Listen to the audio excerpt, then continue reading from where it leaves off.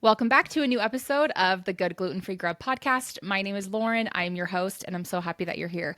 I have an amazing guest episode for you today, and I just have to say, I'm actually nervous to have Sarah on the podcast because she's an amazing Instagram follow. I have been following Sarah from Celiac Sarah Explores for a while. I don't know exactly. I should have looked on Instagram to see how long I'd been following you, but Sarah is our guest today. So welcome, Sarah, to the podcast.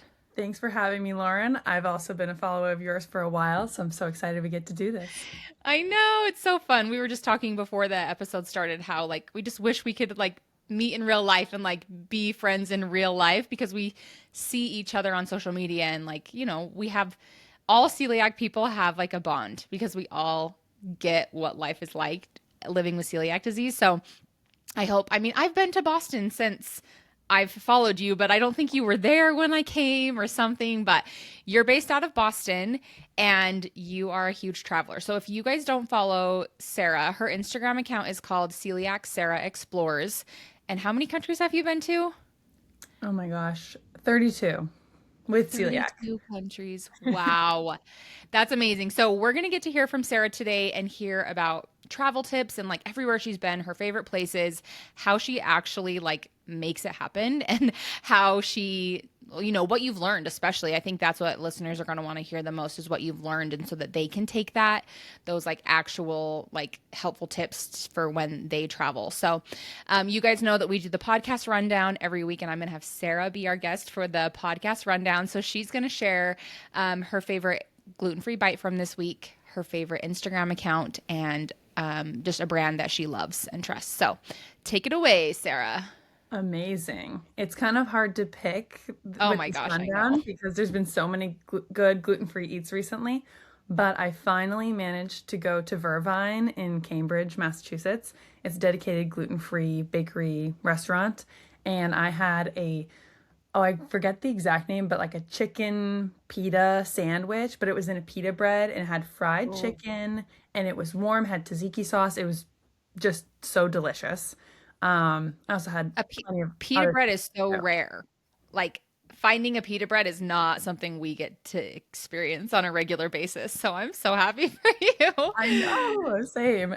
I also had another sandwich there with with the ciabatta bread because I wanted to try both, and both were amazing, but I had to give it to the pita because it's just so exciting.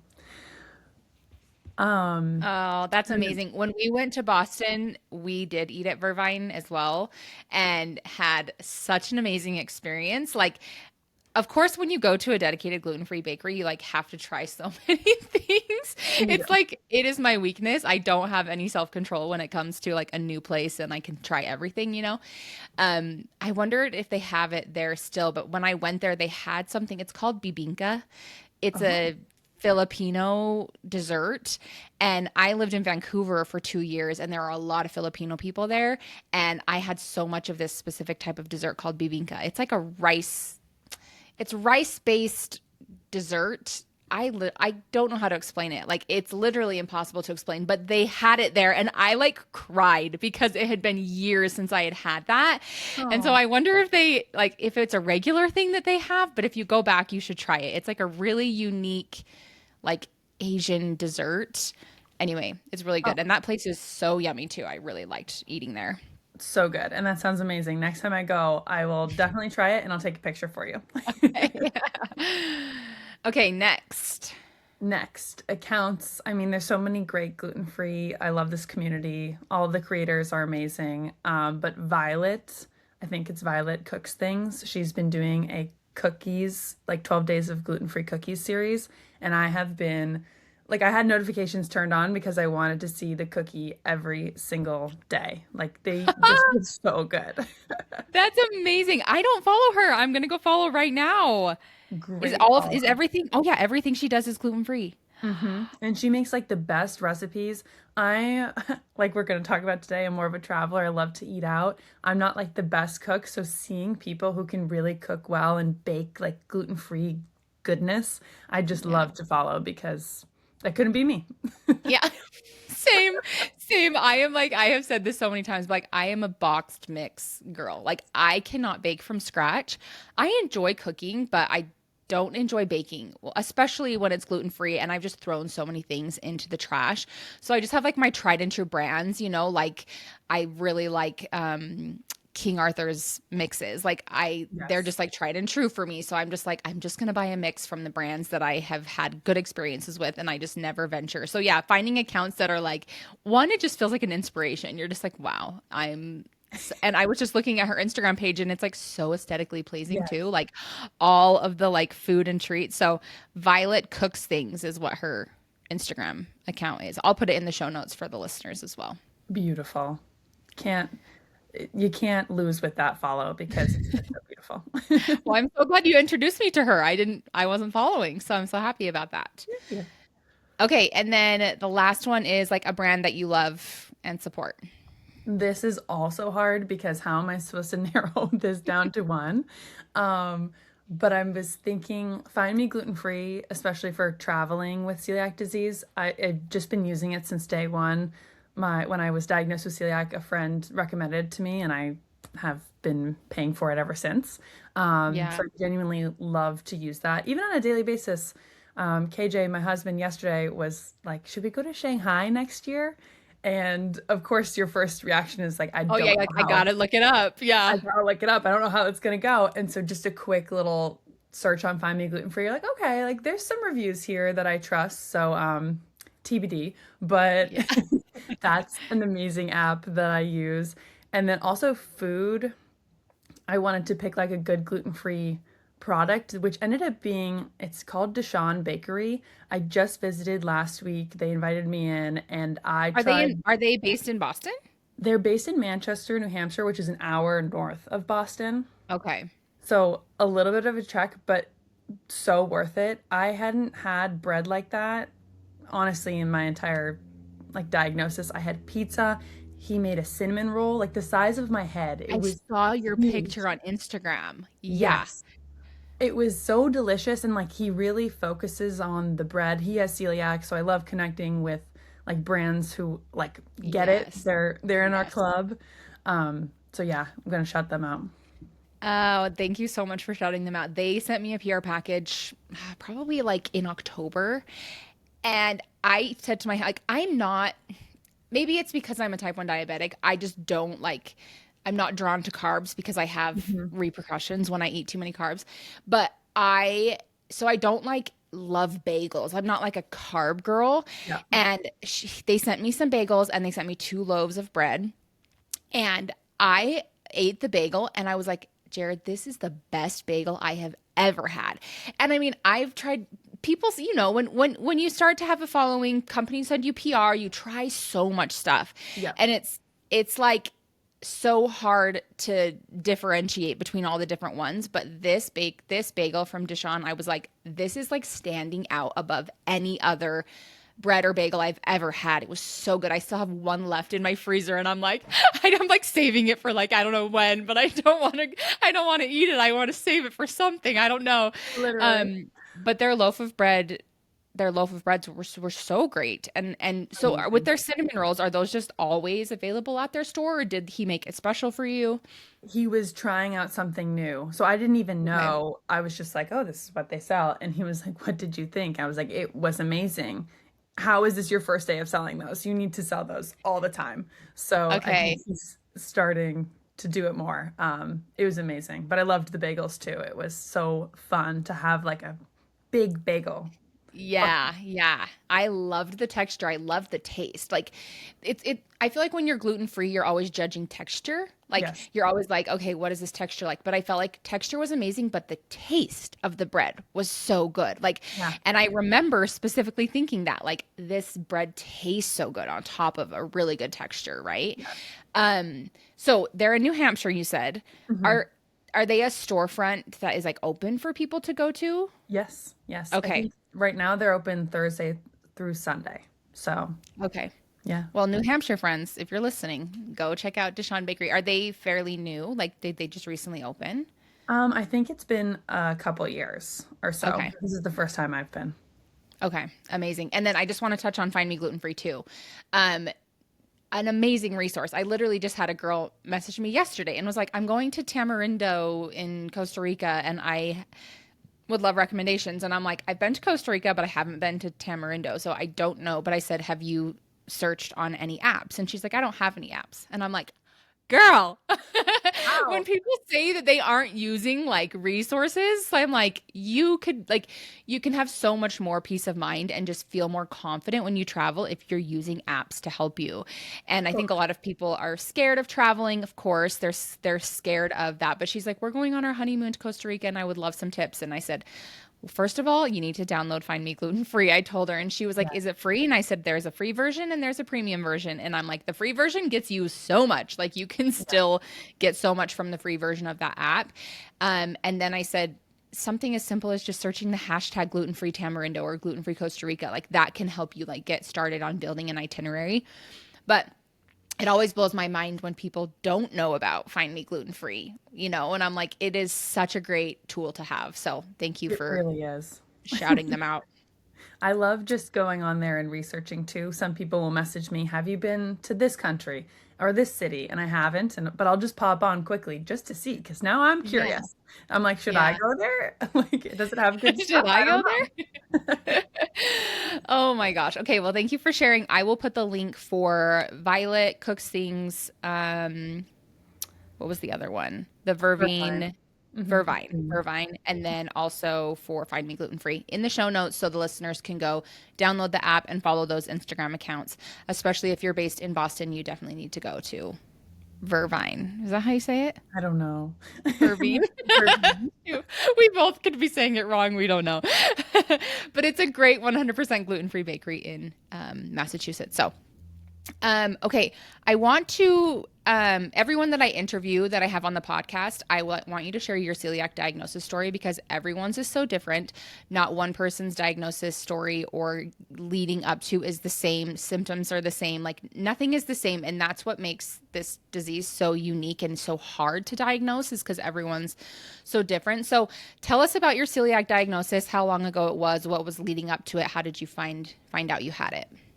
Yeah, so I was diagnosed with celiac disease 4 years ago, in November timeframe. So it kind of thankfully I was lucky in my diagnosis. I think it was faster than more people that I've talked to. Um, it was around the springtime where I just was getting routine blood work done, and including my liver enzymes were high. There was just some things that were not normal. So then I had to go in for more tests over the course of like 8 to 9 months and just get different tests done. And ultimately, it ended up being more blood work, checking for celiac with the blood work test, and then eventually getting an endoscopy. I also got a colonoscopy with that because they weren't necessarily sure at the time. Um, Before that, I didn't have. It's hard to reflect on the before of having celiac disease Right. because I was 23 years old. I was pretty healthy, fit. I didn't necessarily think anything was wrong. Now that in hindsight's 2020, I was definitely having gastrointestinal issues. I was lethargic all the time. I could sleep all day long. Um, but nothing was like super out of the ordinary for me. I was still very much luckily able to function.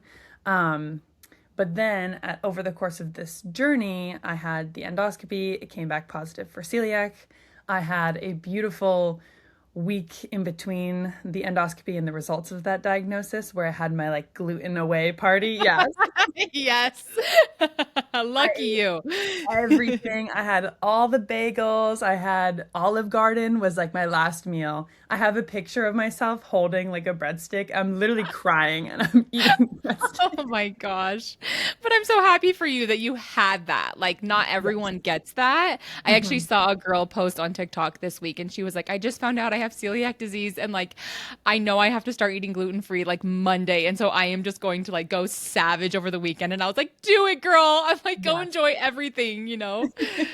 Absolutely. Obviously, do whatever is best for your body, but at that point, my body was in probably so much pain already. That week didn't do anything to harm me. So it was so worth it, so fun. But then going gluten free on that next Monday or whenever I got the call, I was actually traveling, which is not a surprise. I was in Vermont it was the fall, we were seeing the foliage, and I got the call from my doctor, you're gluten free. And so we had to change our dinner plans. I didn't know, I think it was actually a Saturday. I didn't really know what was going on. So I just Googled gluten free. Thankfully, in Vermont, we were in this small town, but the grocery store had gluten free pizza crust. And Ben and Jerry's, of course, has gluten free flavors. So I was good there. And we just pivoted and started to learn what celiac disease is and how to live with it. And obviously, as I was traveling, as traveling is a core aspect of my life, started to think, shoot, am I able to travel again? I don't know if I'll ever be able to. I hadn't been to Italy at that point. I don't know if I'll be able to go eat pasta in Italy. Traveled all Mhm. these places that I've been dreaming of. And that really hurt because it was connected to identity. A lot of like Right. things connected to identity around that. I struggled a lot initially and have been in weekly therapy since. So I'm always going to plug doing things that are good for yourself, especially around this because it's hard. It's a hard Oh, adjustment. yeah. Yeah. And I was also, We're like emotionally attached to food. And were mhm. you traveling a lot before your diagnosis? Like as much as you travel now, were you traveling that much then? Like, is that why that like shift was so hard for you? Because you're like, this is a big part of my life. I mean, you're saying it was like kind of like part of your identity. Yeah. Were you traveling as much before your diagnosis? Not necessarily. I was definitely traveling a lot, but it has even ramped up. So I guess if that could be an inspiration to anyone, I'm Yes, probably traveling totally. more with celiac than I was before. That's awesome. And I just have another question. Um, were when you were diagnosed with celiac disease, or when they said we're going to test you for celiac disease, you like knew and you were already aware of what that disease was and what that entailed?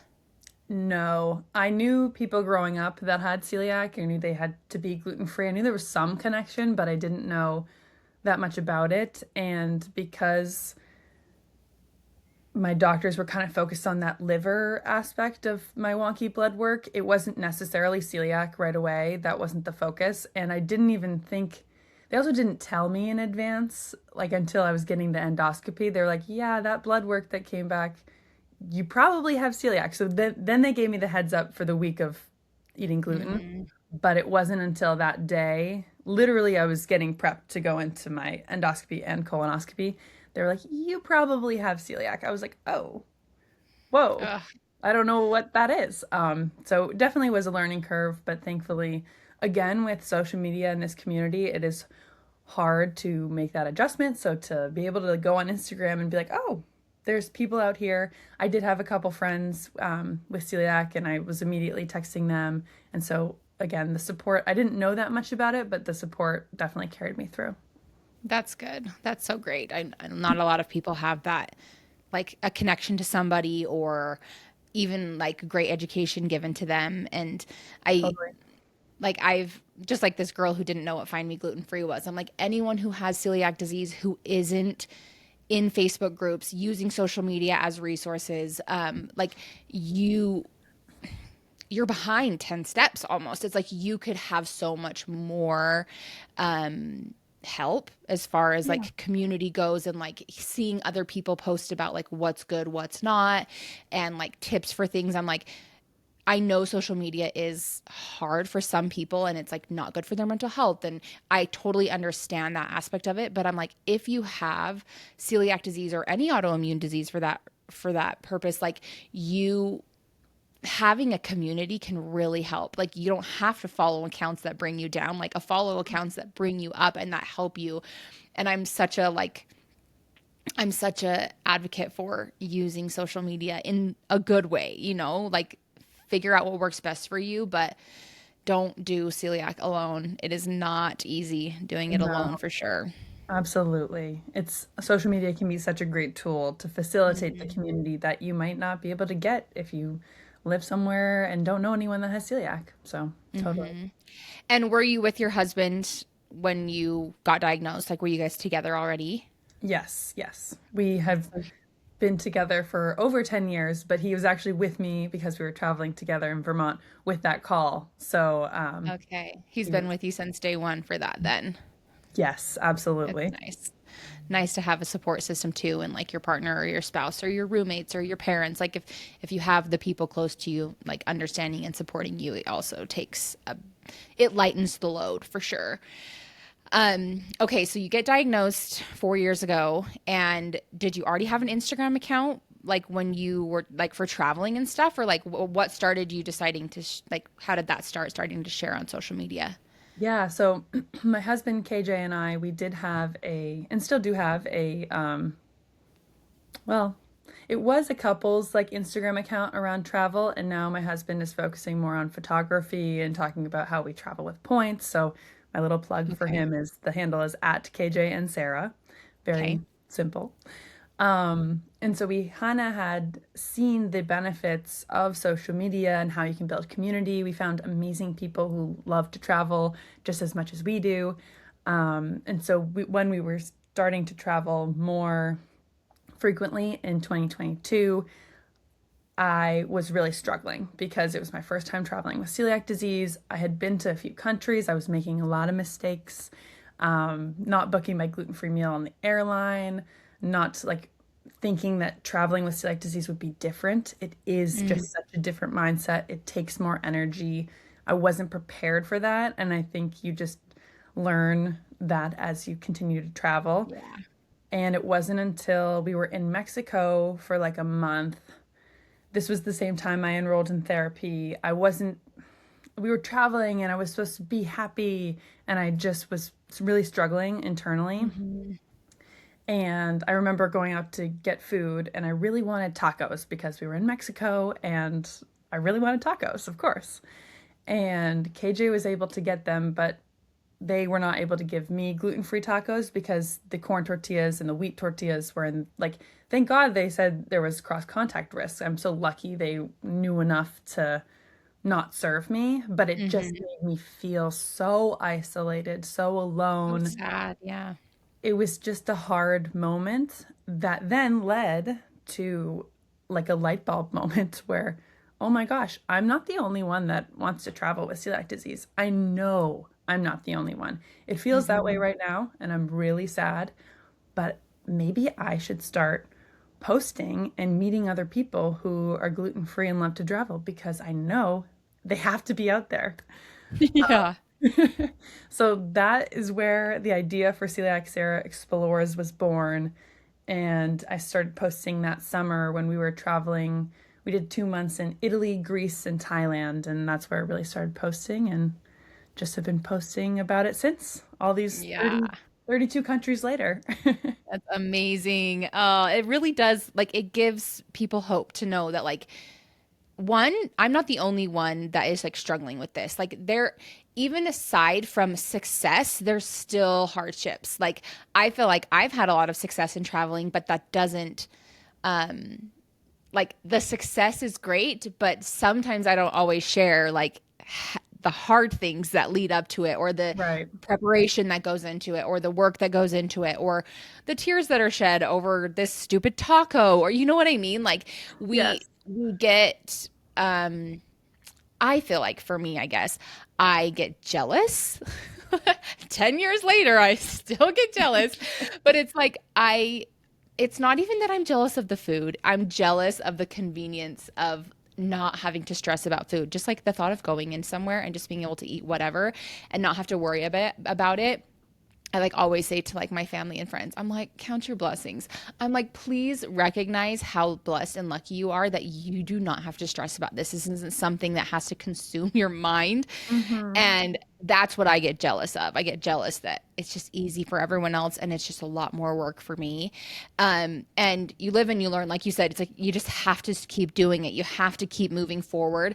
And it's like, yeah, I like we can try and teach you as much as we can and share our experiences with you, but you almost have to throw yourself under the bus and learn by experience. Like Yeah. that's a big part of celiac disease, and I know that that seems scary, but you'll learn so much from the first time. Like your trip in Mexico, you learned like, okay, luckily they were the ones that said I couldn't have the corn tortillas, but like light bulb, now I need to always make sure I ask like are the tortillas all cooked on the same flat top? I need to know, Hmm. right? Um so you learn as you make mistakes. And like you're gonna make mistakes, you're gonna get glutened, you're gonna live and learn, and that's part of the experience. So you so you start traveling. You said Italy and Greece and Thailand. Did you already have Find Me Gluten Free? Like when after your Mexico trip, and then you started doing other trips. Like what did vacation prep or trip prep change for you? What are things that are different for you then versus now as far as preparing for a trip? Yeah, I do think I was really learning as I went at the beginning. Like I said, I didn't have a gluten-free meal for my first international flight, and I didn't know that was a thing. Like you live and Right. you learn. Thankfully, there was no bad experience. I didn't eat the regular meal, but I brought my snacks, and then I learned for next time, okay, we're always going to book the gluten-free meal, and that does have to be done 24 to 72 hours beforehand, depending on the Hmm. airline. Most airlines offer it. I personally have never had a bad experience, knock on all the wood, Hmm. but always use caution when something is served to you. I always read the ingredients. If the bread looks a little too good to be true, I don't touch it.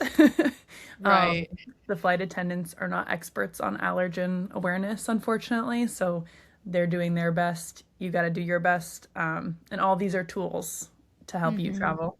So, back to the question, I always book a gluten-free meal ahead of time. I was always using the apps and Google Maps. I think I've just honed in on what exactly I need now. So, my personal process is on Find Me Gluten Free. Actually, now it's a new feature. You can make collections. They didn't have this when I initially had the app, but you can make collections for each trip, and then you can put in your hotel as like a different pin, and then you can kind of plan around the city.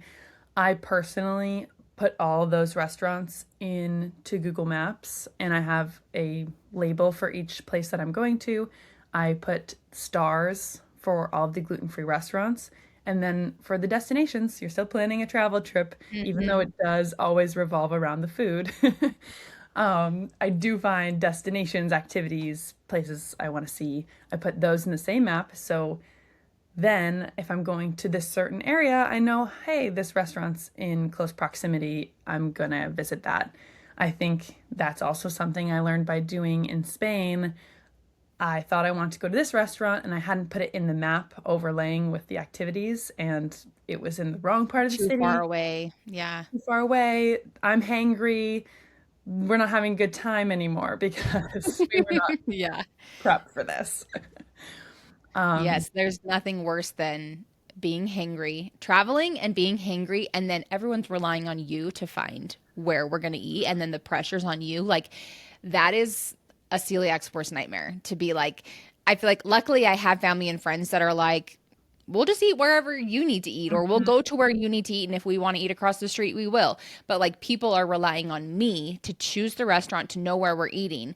And if you don't have a plan A and a plan B, and then you're hangry and everyone's tired and you've been walking, and it's just like it's like the worst combination. It really is. And you just Yeah. like want to have a breakdown. Like it's so don't set yourself up for failure like that. Like I feel like when I plan trips too, like I always have a plan A and a plan B, like just in case.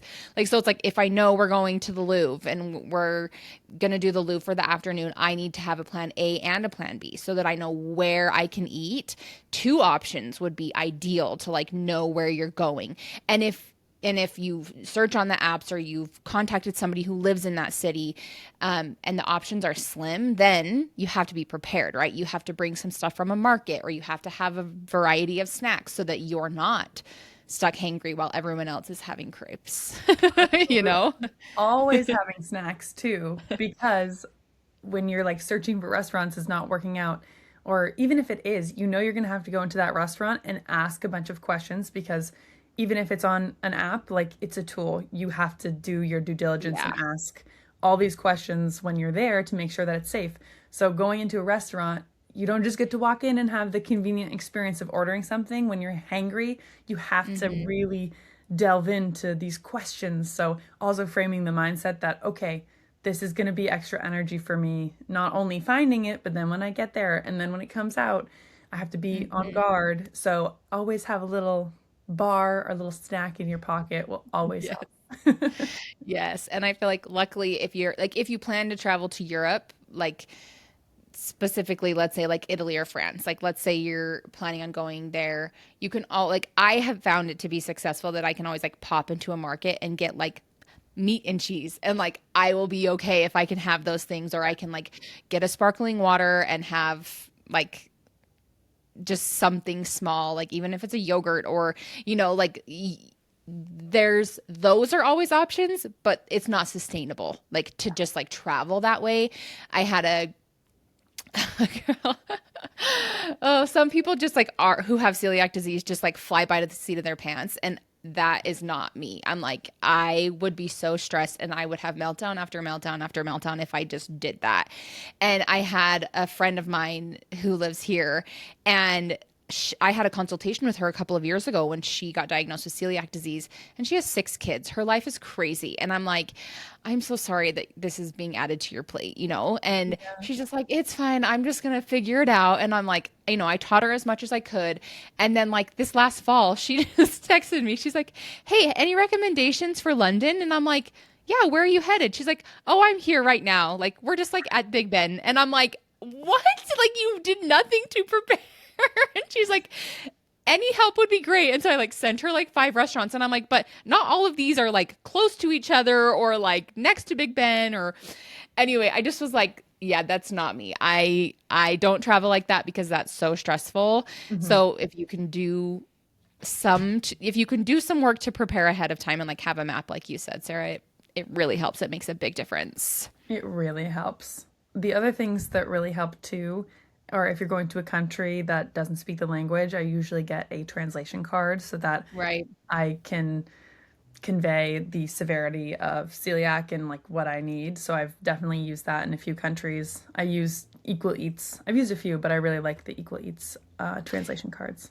And Equal Eats now has an app. So you can Yes. like download the app and become a member of that. And then you can just like choose any language that you want. And I found that to be so helpful. We recently went to Puerto Vallarta and I used the Equal Eats card. I did feel like it was nice to have like this is like the list of like what I can't have and like make sure you check sauces and make sure you check this or whatever.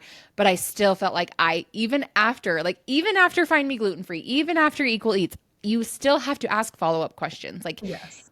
it's on you to determine your safety. And I've said this so many times before, but like if my waiter is not confident, I'm not going to feel confident eating there.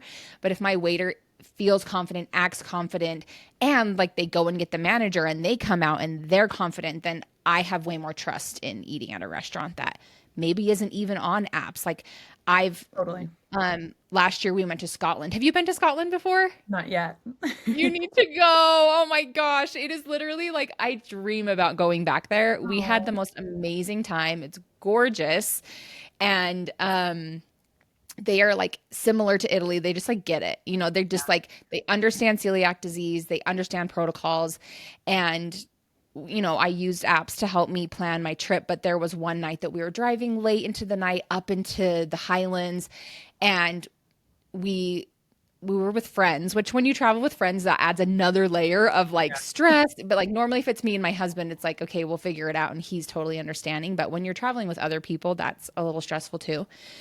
But we found this restaurant that was like, everything was closed. And there was one restaurant that was open and it was not on any of the apps. And my husband was like, just run in and ask if they have anything gluten free. And I'm like, okay, like it was getting late and we needed to eat. So I run in and I'm like, I am wondering if you guys have anything gluten free. And she was like, yes. And she just grabs this binder and she opens it up and she's like, these are all of our allergens. This is this, this is this, this is what we have. This is what I would recommend.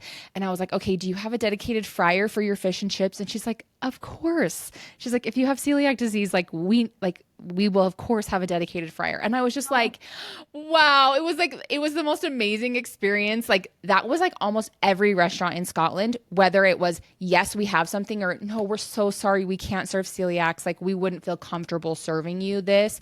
Like they just all knew. Like they were very aware and we had such a great experience. And it was like one of my favorite meals on our whole trip. Oh, And it was wow. not planned. And so I'm just like, Scotland is a place I hope I hope you add it to your list and you go because it's amazing. Go travel the highlands. It's so pretty. Looks gorgeous. It's definitely on the long bucket list. Yes. So tell us, like your favorite places. I know it's so hard to pick. I'm so maybe not favorite. The countries that you found to be the easiest to travel with celiac disease. Absolutely. That's a better way to phrase the question because there's so many favorites. Right.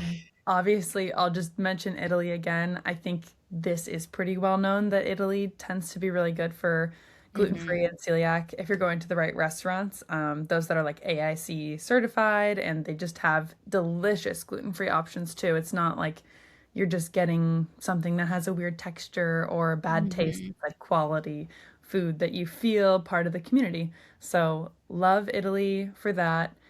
Generally, I've been to a lot of countries in Europe and there's other highlights like Ireland. You're I've heard Ireland's great. Yes, similar kind of experience with like fish and chips being, of course, in a dedicated fryer. Of course, we have this option for you. Of course, we sell like a little package of gluten-free cookies in the front of like all of our restaurants. Obviously, not Mhm. all, but I was able to find something in most places, which was really cool. Um, to pop over to a different part of the world, Australia was amazing for gluten-free.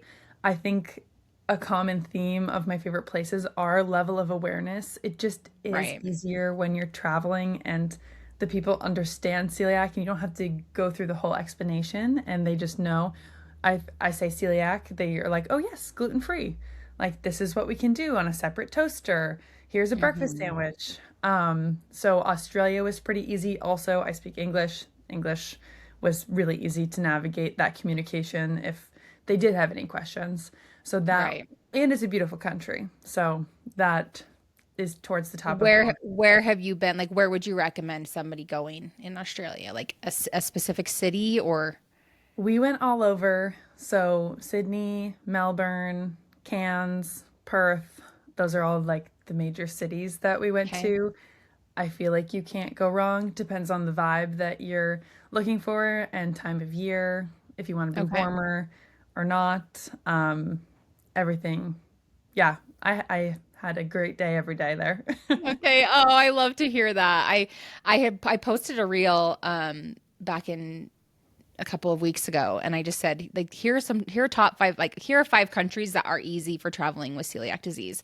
And I put Australia on there because I've had another guest on my podcast. He's from Australia and he just talked about how, great there's so much awareness there. It's a country that is aware and like they have specific food laws and I feel like it's just a more aware country and I'm like no one's putting America on this list. This is not our country is not the country that's ever going to make it on these lists, which is unfortunate. I hope that things change over time and I know there's a lot of people out there doing a lot of great advocacy work to just like get things changing and moving and heading in the right direction for those of us with food allergies and food sensitivities and autoimmune diseases and stuff. But yeah, America, if you are listening to this and you don't live in America, don't come here. Go somewhere else. So like go go to Italy, go to Yeah. France, go to Ireland. I do get people, international people, asking me where to visit in the US because it is such a popular travel destination too. And it's a Mhm. little bit harder to explain like what to get at the grocery store, but like restaurants, it is pretty easy. Like Chicago, in the major cities that I have lived in, Yeah. Boston, like so many good eats. So New York too. I New mean, York. okay, Oh, I take it no, back. pros and There cons. are some places that you can eat in the US. Obviously, New York's amazing, Boston's amazing. I've also been to Chicago. Chicago's great.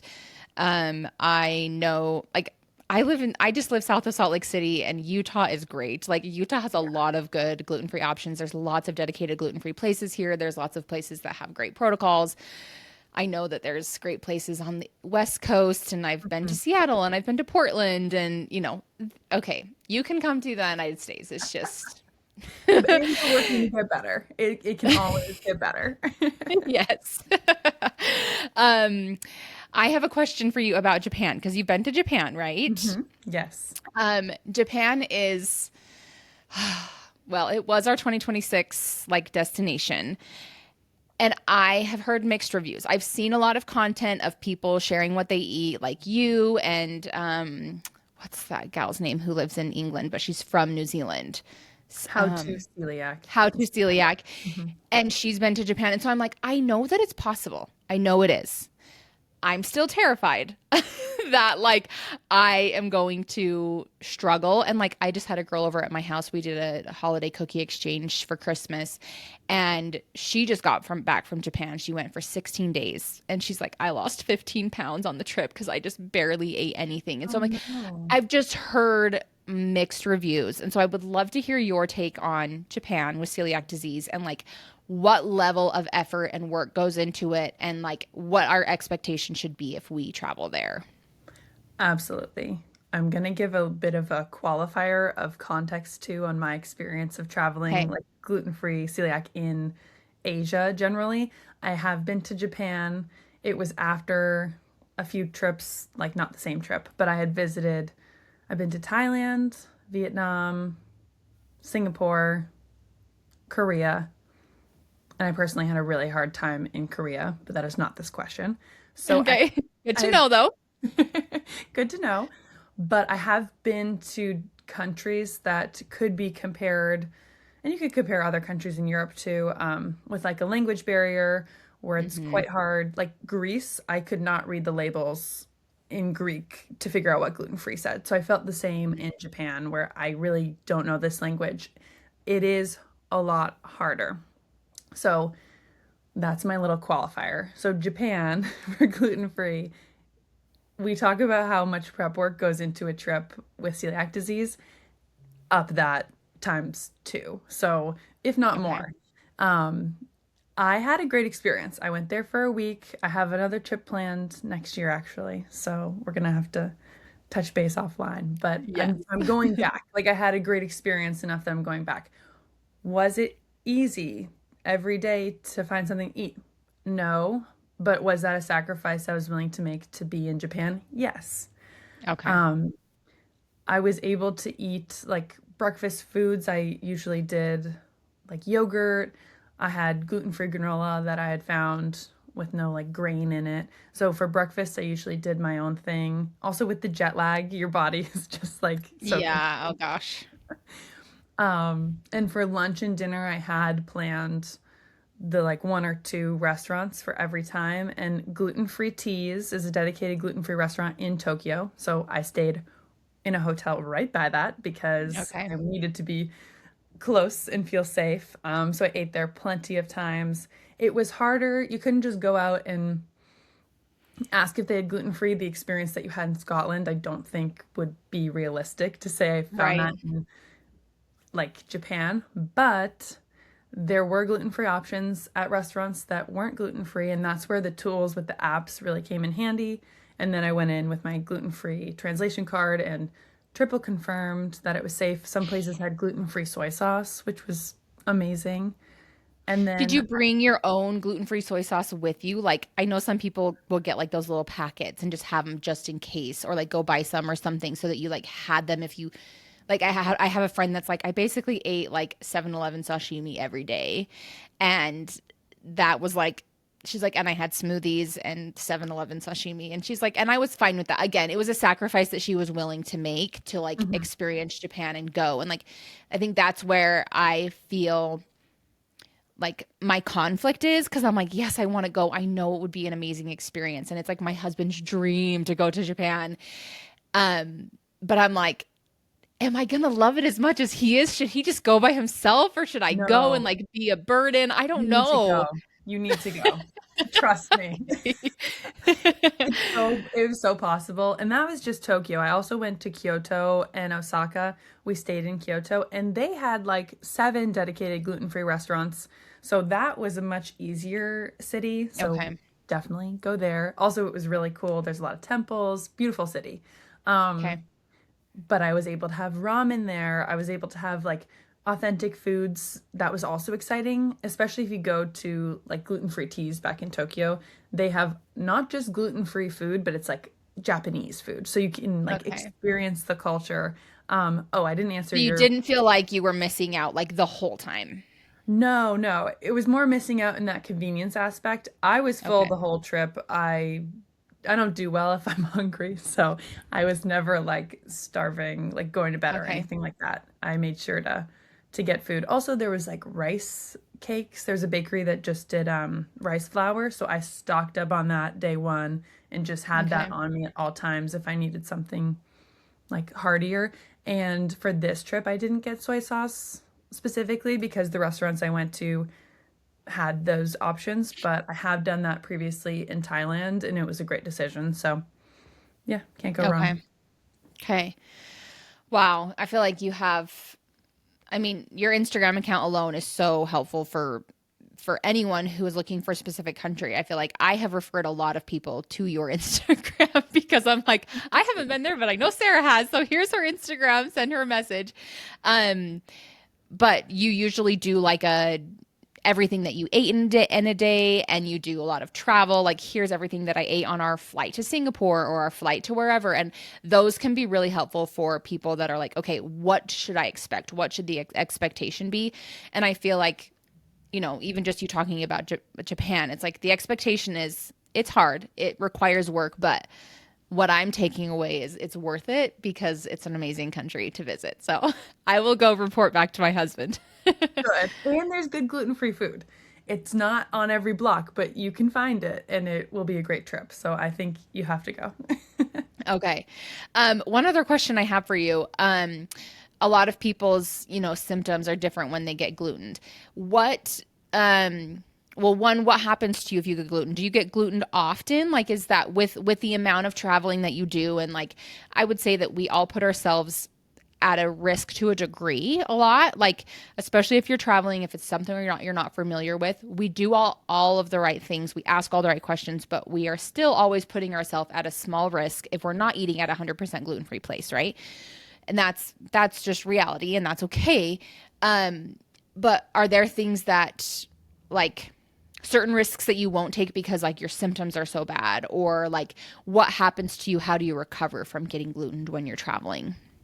Absolutely. I think while I'm traveling, I have a lower tolerance of risk because I am traveling. I am not at home. I do not want to be glutened. I have my little Hmm. emergency kit if I need it. Hopefully, I don't. But I do not want to get glutened at any time, anywhere, because it's not fun. Same. Obviously, we all know this.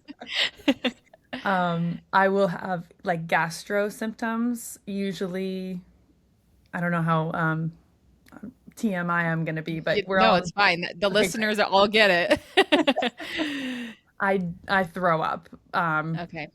In definitely a 4 hour time period. Like I'll be bloated and fatigued for a long time. So it definitely sometimes it happens faster, sometimes it doesn't, and it depends on the level of glutening or if it's cross Right. contact or anything like that. So I am very strict. It does happen.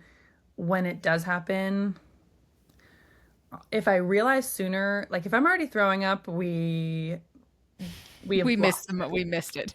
Yeah. We missed it. So that's tough. And then you just focus on the recovery, peppermint Right. tea, eating like foods that feel good. Obviously, after you throw up, it's not a good feeling. Everyone's been there. Yeah. So you just do what you do after Yeah. you throw up. And then like even way lower tolerance. I don't know how it could be lower, but maybe I'm not even going out to eat at restaurants for a given time frame or only dedicated gluten-free just Right. so I can feel safe. Because also, like, you deal with the mental repercussions of getting glutened. We've all been there. We beat ourselves up. We aren't happy. So, definitely just taking care of yourself and giving yourself grace is another key thing. Hmm. But if I do realize beforehand, activated charcoal, that has saved me once, it has saved me. Um, and then just resting and hydrating, the big Yeah. things. I feel like that those are like the only things you really can do. Like that's the frustrating thing is like, yeah, we put ourselves at risk at times, but I feel like over the course of the last couple of years, I've been really consistent with taking certain vitamins that like are Mm. helping. Like I take glutathione, I take magnesium, and I don't take a daily probiotic, but I keep probiotics in my system. Like I do things that I wasn't doing before my celiac diagnosis that I feel like help um lessen the blow a little bit maybe. And I do feel like activated charcoal is one of those things for me that actually has helped, where like I got glutened and then the staff came over like 1 or 2 minutes after I had eaten what they gave me, and then they told me that it was gluten. And so I'm like, okay, peace out. I'm going home. Like I left the restaurant and I drove Yeah. home to go take activated charcoal because I was leaving on a vacation. And I Oh was like, I no. can't, like, I don't want to be. I mean, it was like a 2 hour drive with my family up to like some timeshares my parents have, but it was like, I don't want to be sick over Easter break with my family. And so I went home and I took activated charcoal, and I felt like my worst symptom that I had on that trip was like light bloating, and I had a headache, which I could treat with other things, which I felt grateful for. And I never throw up because I never threw up from that. But I'm like you, like if I get glutened, oh, it's coming right back up shortly Yeah. after. And so just like that testimony alone, I feel like activated charcoal helps to a degree. Is it going to undo or like prevent a reaction from happening in your small intestine? No, but it could alleviate symptoms. So I feel like activated charcoal is one of those little tools that I keep in like a little bag for when I travel too, just in case. And I know everyone has their own things, but like for real, just like drinking water, resting, having a heat pad on your tummy, like those things can help alleviate symptoms. Absolutely. Um, but if you guys have learned anything from this podcast episode, it's preparation is key. Like going into something blind, you're just setting yourself up for failure, and you're not going to have a good time. You're going to be stressed, you're going to be worried. And, going on a trip, especially with other people, you have to do so much more work and be prepared and have plans and backup plans, or else you're hangry and everyone's looking to you for answers and you just want to break down and cry because it's hard. Yeah. Um, any other tips that you want to share with listeners about travel? Anything that you've learned or things that could give people some help? On that note, just to echo it, like you are your best tool. We can recommend all these tools and we use them and it helps us. But to know if you're traveling with friends and you see this one, it's the only restaurant that's open, it's your only shot to be able to communicate the needs that you have and get safe Mhm. food is going to help your experience while traveling. And that traveling is so possible. I know it's scary. Sometimes I still get anxious about it. It's just a different kind of beast. But if you really are passionate about it and want to live your life to the fullest and visit these amazing destinations in our world, like I just want to say that you can do it. Yeah, you totally can. Yeah. And Sarah's been to 32 countries, so I feel like she's the expert here. I'm not the expert. I've been to a few countries, but I'm nothing like you. So Travel. no, it's fun. I love it, but it's hard work, but I feel like it's always worth it. It's always been worth it for me. Like there hasn't been an experience where I'm like, why did I do that? Like you have to live and you learn. So tell people where they can find you on social media and what to expect from your page. Absolutely. You can follow me on Celiac Sarah Explores on basically every platform. I'm most active on Instagram. I also post on TikTok and then YouTube. More long form videos may be coming with exciting travels in the new year. And just, I'm on a road to hopefully visiting 100 countries with celiac disease. So 32 feels Wow. like a lot, but we're getting there. We're going to keep traveling You're chipping and away. we're chipping away. We have some exciting stuff coming up. I'm going on the Celiac cruises in Australia and New Zealand. Lucky. So I'm very excited. That's another just like quick tip. Like if you are really stressed about travel, a celiac cruise is a great introduction into travel because they kind of do all that prep and make traveling with celiac convenient again. So you get Yeah. to experience that like ease, which you cannot always find with traveling. So Yeah. you can Is the find celiac options. cruise is the one that you're going on, is it in 2026? Yes. What month is it in? January and February. Oh, so it's coming, like you're going, like you're Yeah, leaving. Oh my soon. gosh. So exciting. So That's excited. amazing. Been following lots of content creators who have gone, like gluten-free Gabby and gluten-free Dave, or no gluten Gabby, gluten-free Dave, and I know that Phil has been on a cruise with them. So that is a really great introduction to traveling if you are worried about all the prep, or like your lifestyle doesn't work for tons of preparation because maybe you have lots of kids or maybe you're too busy or life is too crazy. Like a cruise Mhm. could be a great way. And not only Celiac Cruise, which of course I want to like support Celiac Cruise, but there are a lot of other cruise lines that do gluten-free food too. So like you can go on another cruise line if you can't figure out a way to make Celiac Cruise happen. Like there are other cruise lines that do gluten-free food too. So that's a great tip. I appreciate you like suggesting that because I forget about it sometimes. Absolutely. I can't stop talking about gluten-free travel tips, so I Yeah, appreciate that is what you're all about. So you guys can find everything that Sarah does on her Instagram page. I will link it in the show notes for you. You have great highlight bubbles too of all the places that you've been, so that can be a great resource. And like those are all free resources, you guys. Like it's a free Instagram is a free place for you to go and just see where I've gone, where Sarah's gone, and use the hashtag too when you search. Like if you're using apps, that's great, but also use the hashtag of the city that you're going to, gluten free Sydney, gluten free Boston, and that can help you start finding other places that you can start adding to a list. If you are a planner and you like to take that route and like have lots of preparations, that is what we recommend for sure. absolutely. That's what we do. Yes, that is what we do. That is how it's possible. It requires work, but it's always worth it. So, thank you so much, Sarah, for being on the podcast. I know people are going to love this. So, I appreciate your time and everything that you do for our gluten free community. Thanks so much for having me, Lauren. I really appreciate it. Okay, we'll talk to you guys next week. Have a great one. Bye.